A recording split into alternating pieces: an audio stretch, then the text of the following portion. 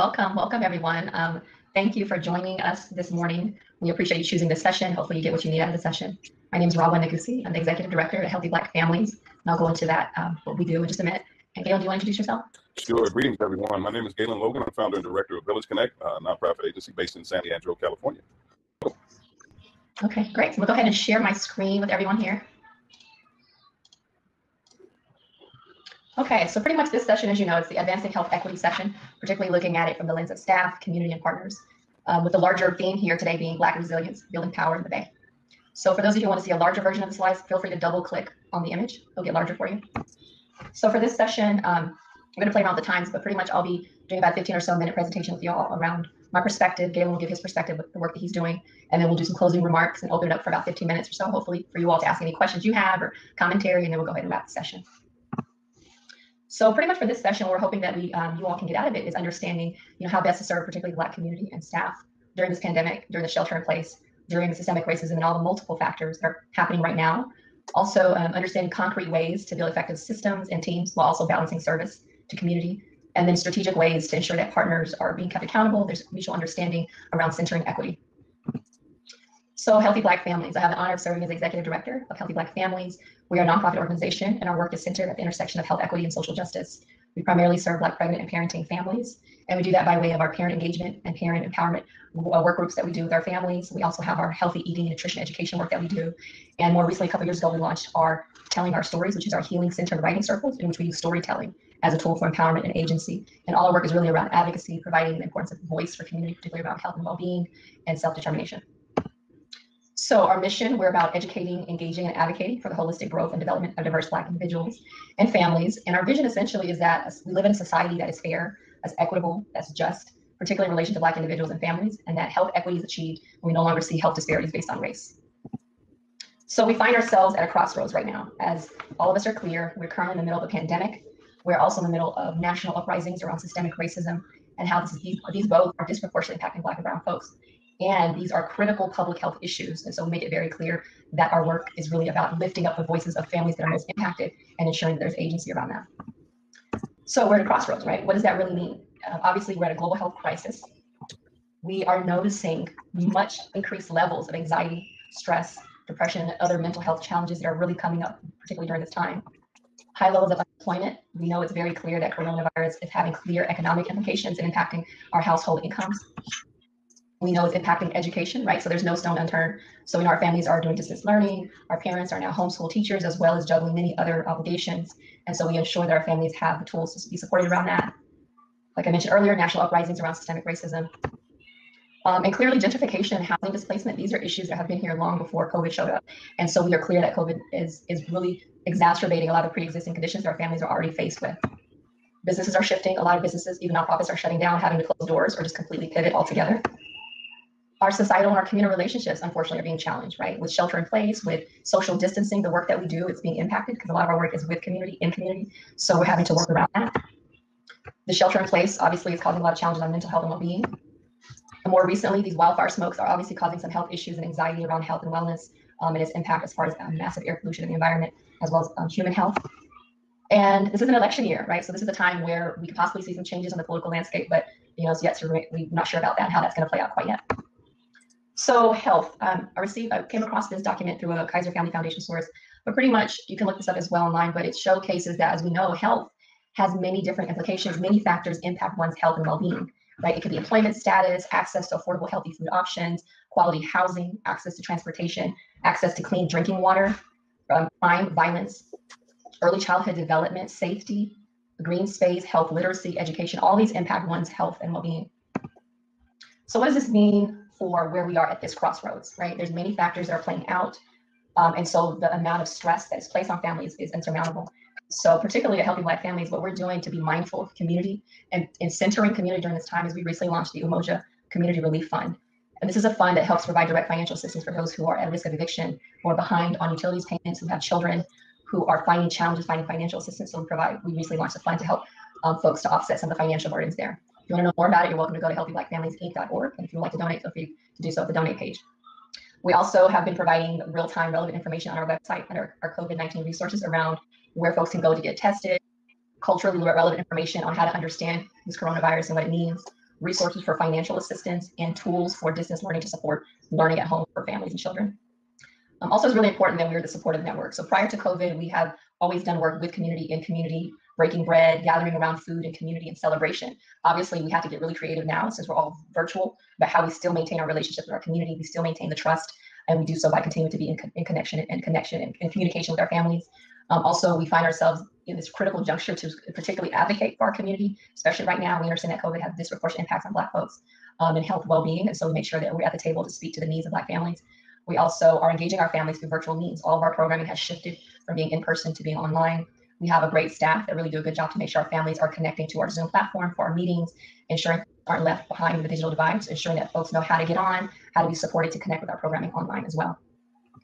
As far as staff is concerned, I mean, we pretty much see staff as an extension of our larger community. So our staff, we have to center them. So my role, particularly as executive director, is ensure that staff are feeling supported right now, in particular with all that's going on. We have regular check-ins and safe spaces created for staff to be able to express their concerns, their challenges, their stressors, and to have a roundtable to feel supported among other staff members when we do our regular check-ins. We meet about twice a month. Once is our all-staff meeting to check in on regular updates as far as the organization is concerned, and then we do what we call our lunch and learns, which are typically the third Thursday of every month. And that's when we check in on various topics impacting staff or topics of interest that are relevant to the work.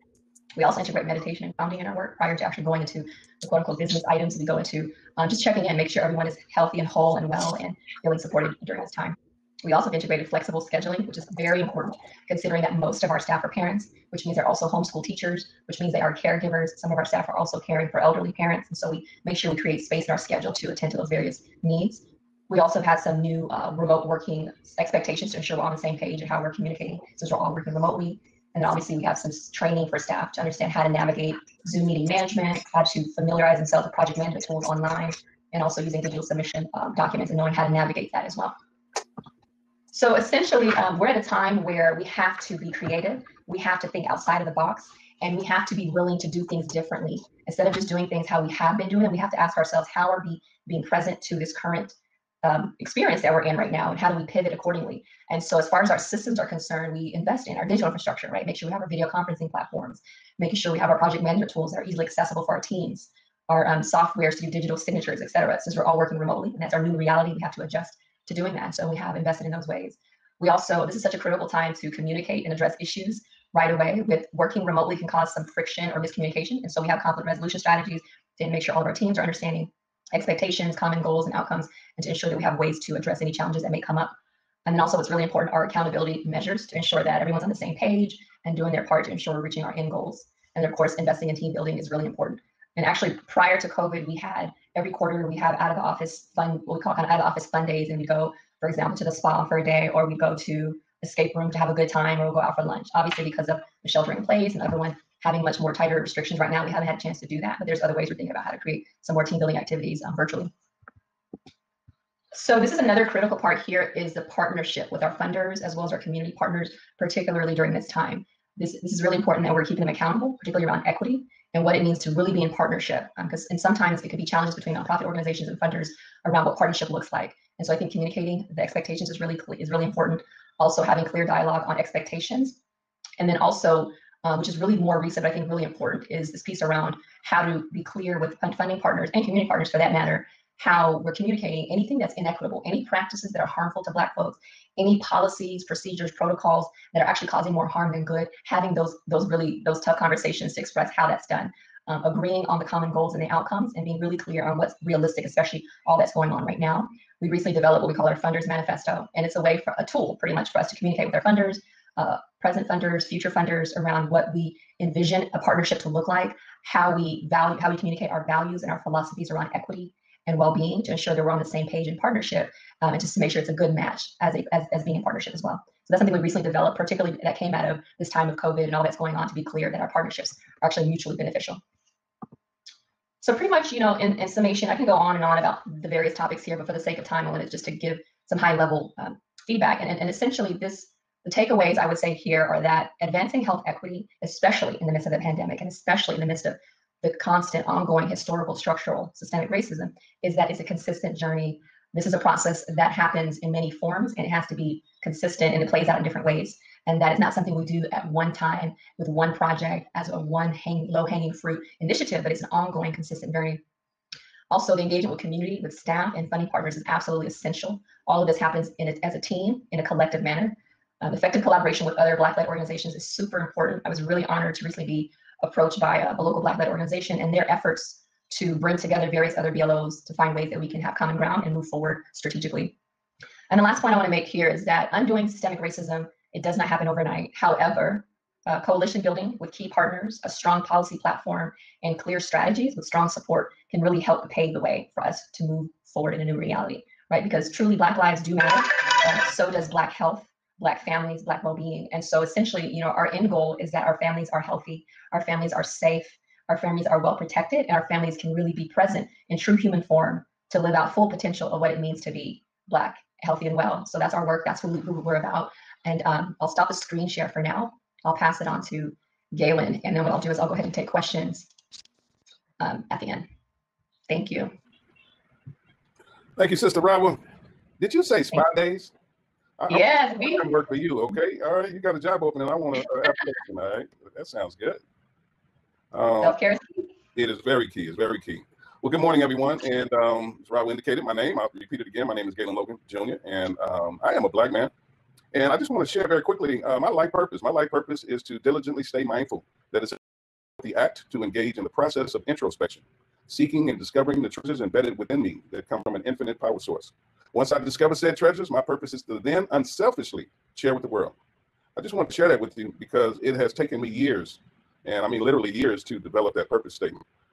And I just wanted to share it with you. And one of the things I'm going to talk about is how profound that is when it comes to mental health and my mental health, because in many cases, without that guiding light, without that direction, I can tell you that I would have had quite a number of challenges, and I did have quite a number of challenges growing up.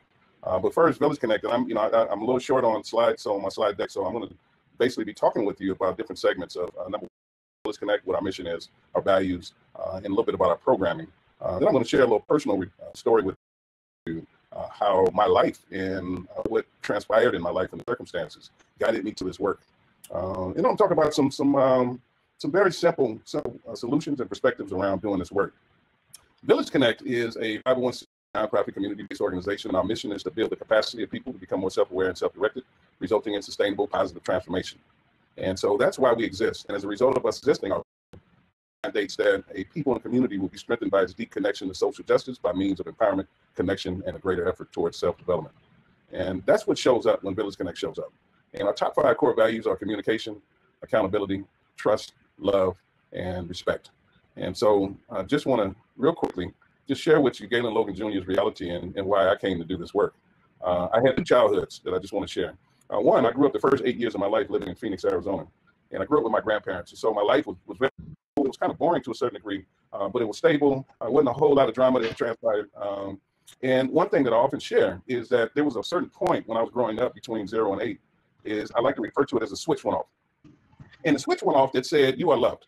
I'm going to repeat that. There was a switch that went off that I received confirmation that I am loved, that somebody loved me. And I mention that because quite often over the years of doing this work over the last 25 years, I have encountered and met people and I know people. And when story, it's very clear that that switch never went off. That switch never went off. That confirmation, that affirmation, once again, to mental health. At 8 years old, my mom, dad came and picked me up and brought me to San Francisco, California, to Baby Hunters Point. This was in the late 60s, early 70s.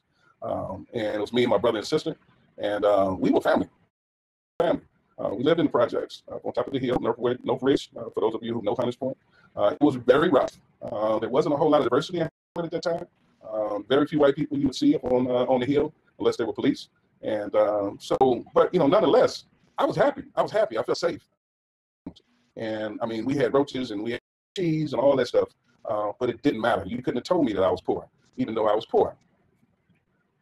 Well, 2 years after moving and coming to San Francisco, my father died of a drug overdose. I didn't know at the time he was addicted to heroin. And, during that 2 years, there was a dog that lived in our neighborhood called Shaft.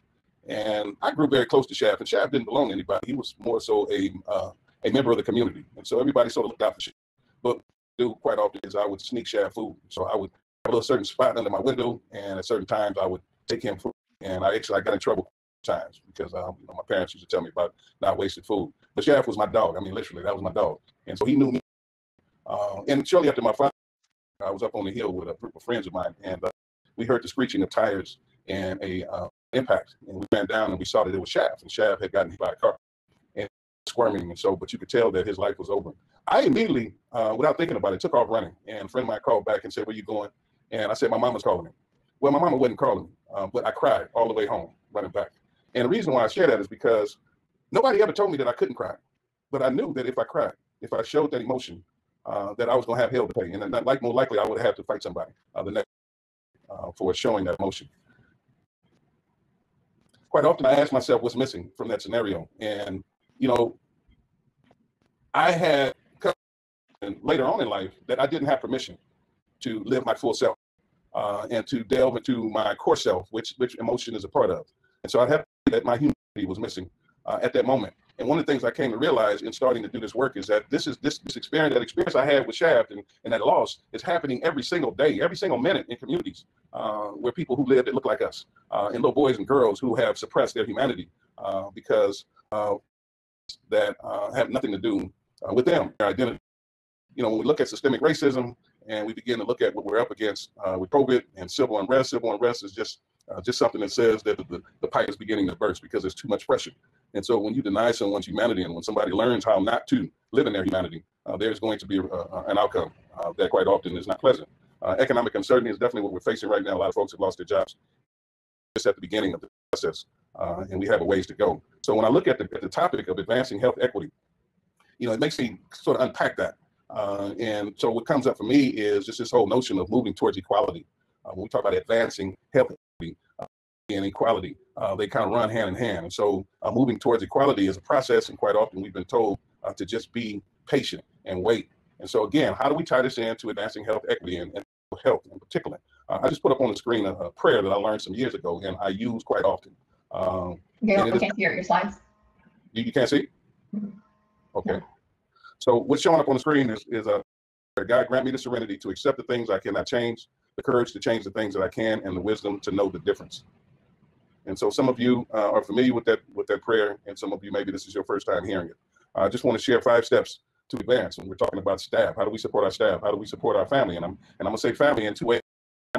Family, our blood, but I'm talking about family, our clients. When we use these words with the people that we're serving, you know, it makes a big difference. But, you know, the way that I look at my clients is sort of like, you are family, you are me. And so that makes a huge difference when folks understand that you're being embraced. So the first step that we encourage and that we employ at Village Connect is to establish an individual and group curiosity with knowing self.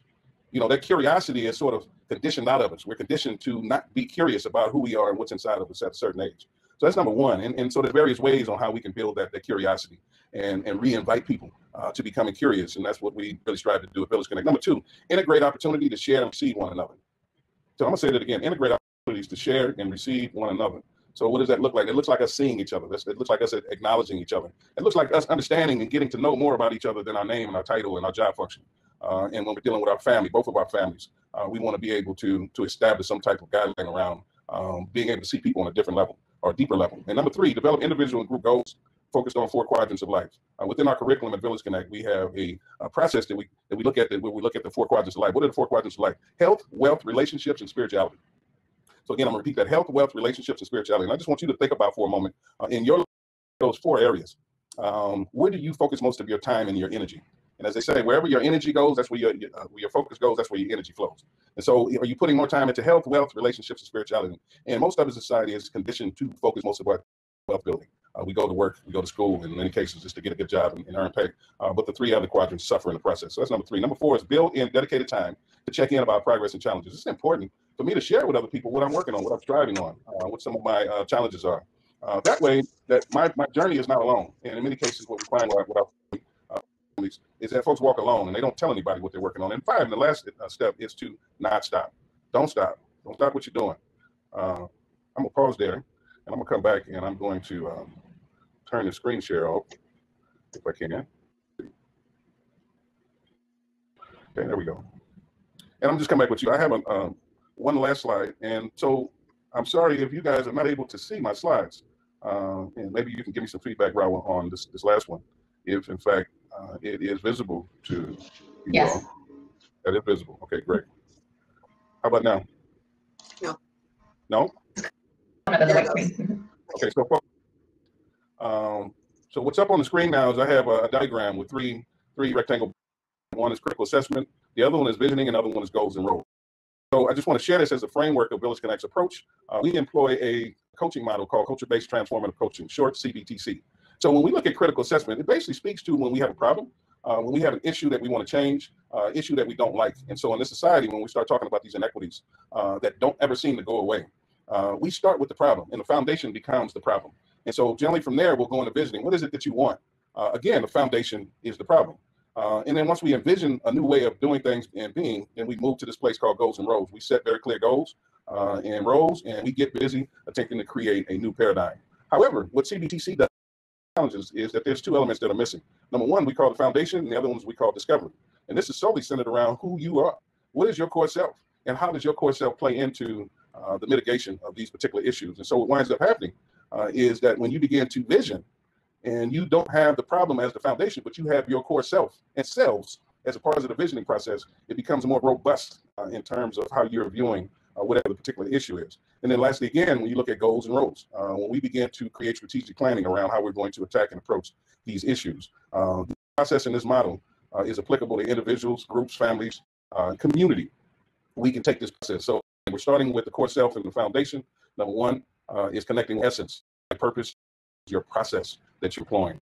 Look at discovery, take a deeper delve into discovering and discovering who you are. And so it's like your natural talents, your core values, and personal fulfillment, and how you describe that and how you envision that. One of my favorites is by the time you get to step 3 and you start looking at critical assessment. It's really about looking at how the external game is being played, and how if we don't come from a foundation that's strong, in many cases we're unable to shift the issue. So we look at rules and regulations, what unspoken rules and regulations keep us stuck in these cultural paradigms. And then lastly, identity and choice under critical assessment. And then visioning, how do we begin to really incorporate in our lives, that whole notion of law of attraction, what we think and what we believe and how it impacts our lives. And lastly, the goals and roles. And that's where we delve deeper into interdependence and partnership. And then also understand that it don't stop, as they say on that song, it don't stop, that this work is lifelong work. So part of our offering in terms of our training, coaching, and seminars, we offer individual, group, family, and business coaching, and we have various workshops that are offered. Train the trainer, so that you train your staff in the model of approaching and identifying people's whole self in seminars. And I'm going to stop there, and I'm going to let that go. And I'm going to give it back to Rahwa, and let's see if we can get interaction. Thank you, Gaylon. I really appreciate that perspective. So just want to have a few questions. And then for those of you who are in the session, if you have any questions, we're going to open up the Q&A pretty soon here. So feel free to prepare your questions or comments. But yeah, I really appreciate that perspective, particularly this knowledge of self piece. And if you could repeat that one framework you mentioned where you talked about health, wealth, spirituality, what was the other component? Sure, that's called the 4 quadrants of life.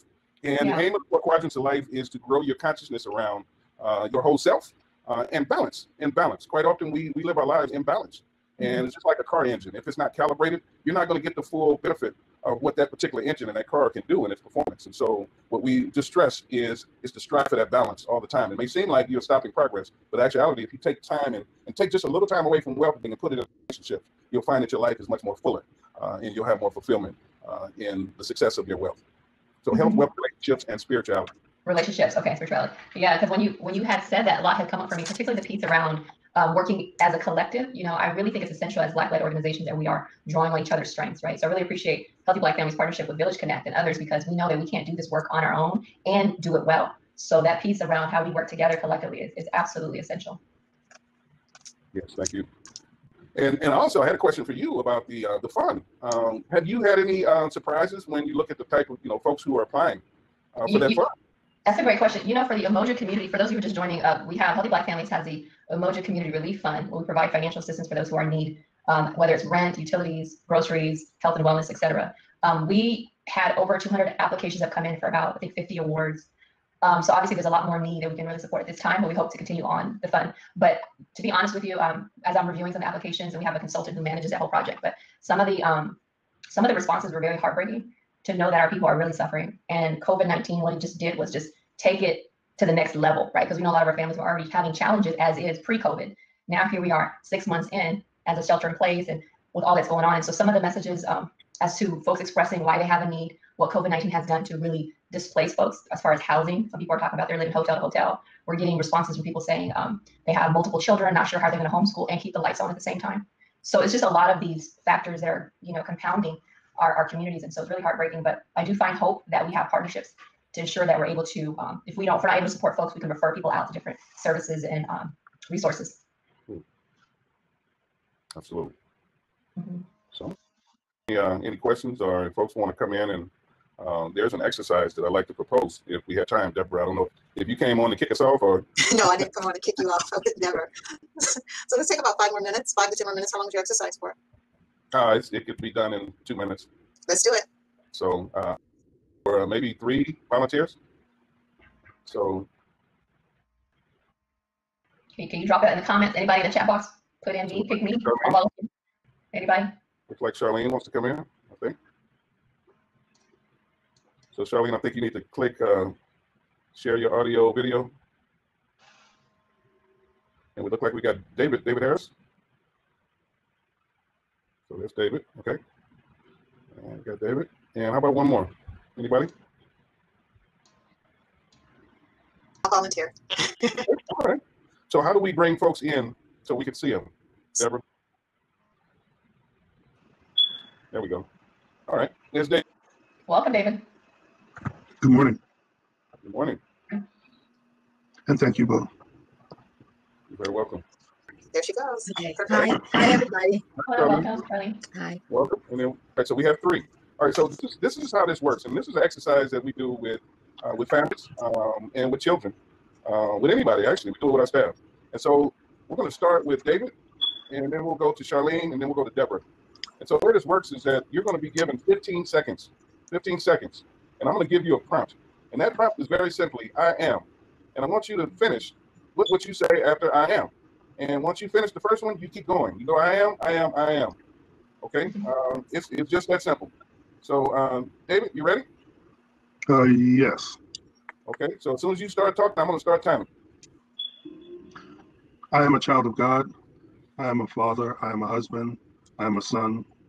I am a servant to my community. I am someone who tries to do the right thing. Time. Thank you, David. Charlene. Right on. I am a person that have a strong belief in God.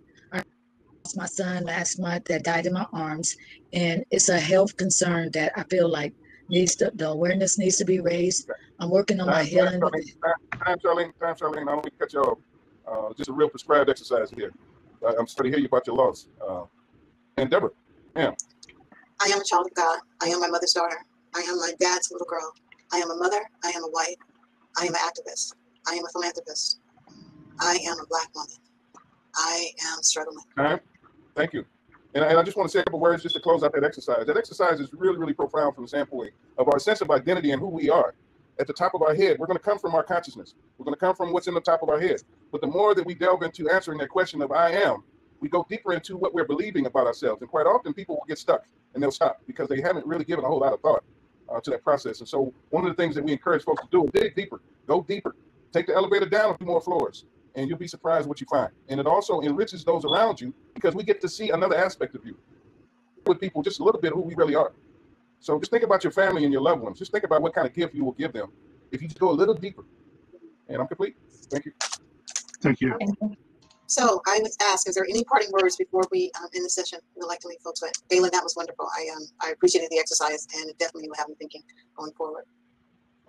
Yeah, definitely have some closing commentary. Are we gonna have time for any kind of audience questions or commentary? Actually, we didn't have any questions that came up in the chat. So although I see one person sitting, I'm not sure if they have a question or not. Do you want to ask to join the stage? Okay, sure. Sure. Okay, I think. Ayana, are you on? Okay, maybe not. Thanks a little delay. Yeah. Oh, looks like it's coming in. Okay. Any questions or comments, Ayana?